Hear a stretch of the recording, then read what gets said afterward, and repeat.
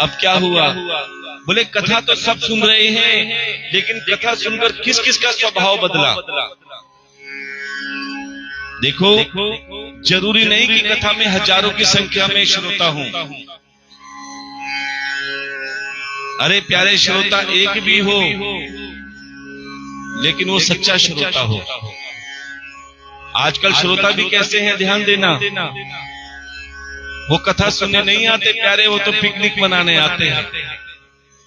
एक दिन आए तो दूसरे दिन नहीं आए। कई तो कहते हैं महाराज आज तो कथा का पहला दूसरा दिन है, 7 दिन कथा चलेगी, आराम से आएंगे कृष्ण जन्म पे, आराम से जाएंगे रुक्मिणी विवाह पे। अरे हम कहते हैं सीधा भंडारे में आओ, कौन मना करता है।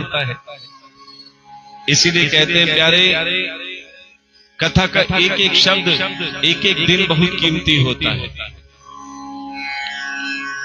अब नारद जी ने कहा प्रभु एक बार देख लेते हैं कि ये कथा तो सब सुन रहे हैं, लेकिन किसका स्वभाव बदला, किसी के मन में सेवा का भाव जगा कि नहीं जगा, चेक कर लेते हैं।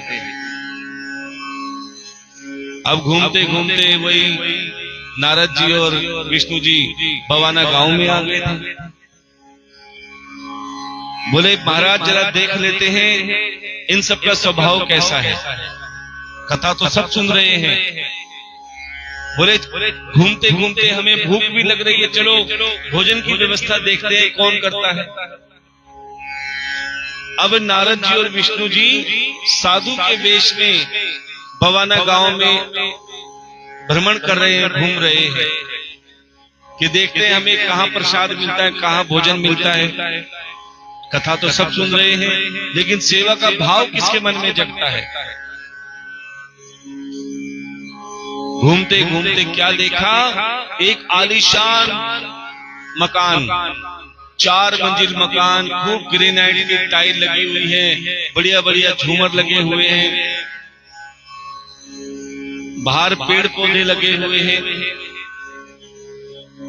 नारद जी विष्णु भगवान से कहते हैं महाराज देखो ये कितना बढ़िया घर है, आलीशान मकान बना है, इसका मतलब बहुत धनवान होगा, इसके यहाँ तो हमें भोजन मिल जाएगा ना। एक काम करते हैं मैं आवाज मारता हूँ, यही हमारा भोजन हमें प्राप्त हो जाएगा। विष्णु भगवान मुस्कुरा रहे हैं, बोले ट्राई कर लो। अब नारद जी ने आवाज मारी, कोई है घर में? एक बार बोले, 2 बार बोले, कई बार